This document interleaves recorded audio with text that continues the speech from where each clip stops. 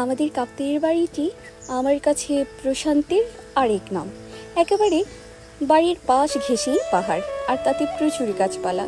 এখানে মানুষের ভিড় কোলাহল খুব বেশি নেই, আছে শুধু মৃদু বাতাস, পাতার শনশন শব্দ, আর তার সাথে পাখির কিচিরমিচির।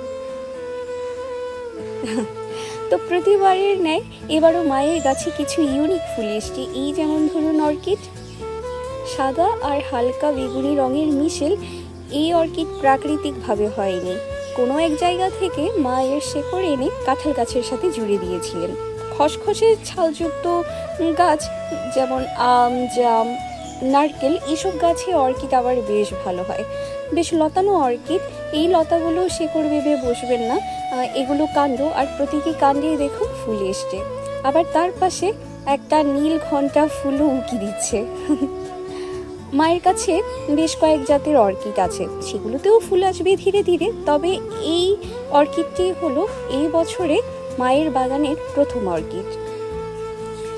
আবার ওপাশে দেখছি টুকটুকে লাল মোরগঝুটি ফুলও এসছে। কি সুন্দর হয়েছে রং। চলুন আপনাদের আরেকটি ইউনিক ফুল দেখিয়ে আনি।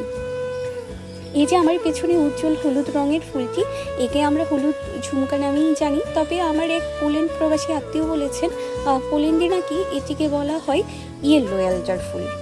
তো আমি এই গাছটি মাকে সংগ্রহ করে দিয়েছিলাম আমার সাবেক কর্মস্থল Lakers public school and college Rangamati থেকে। সেখানকার মালি দাদাদের কাছে চেয়েই আমি এই ফুল গাছ এনেছিলাম মায়ের জন্য। আর দেখুন এখন কি সুন্দর ফুল হয় এই গাছে।